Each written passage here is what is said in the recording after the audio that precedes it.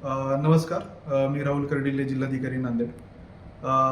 सर्व नांदेडकरांना माझं आव्हान आहे की आता आज जो दिवसभर आपल्याकडे पाऊस झाला आहे तो आता थांबलेला आहे, परंतु तरी पण आपण आज सतर्क राहावं, कारण पाण्याची पातळी खाली जाते.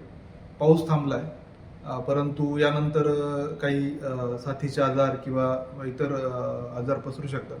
तर त्या अनुषंगाने महापालिका आणि आरोग्य टीम यांना पण आम्ही सतर्क केलं आहे.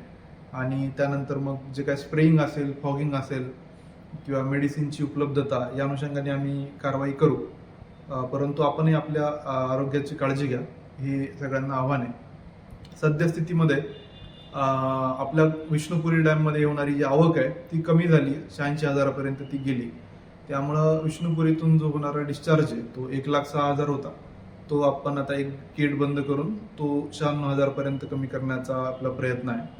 आणि पोचमपाड डॅम आहे, तिथून होणारा विसर्ग आता 5.5 लाख क्युसेक्स आहे.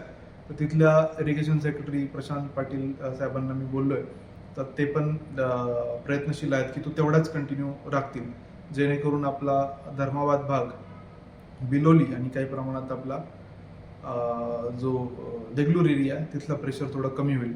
दुसरी गोष्ट म्हणजे अहमदपूर, उदगीर आणि बिदर यांच्याही मी सातत्याने संपर्कात आहे. बिदर कलेक्टर आणि लातूर कलेक्टर यांच्याशी माझं बोलणं झालं आणि सुदैवाने कुठला अलर्ट तिकडं नाही आहे. पाऊस तिकडं कमी झाला आहे, थांबला आहे.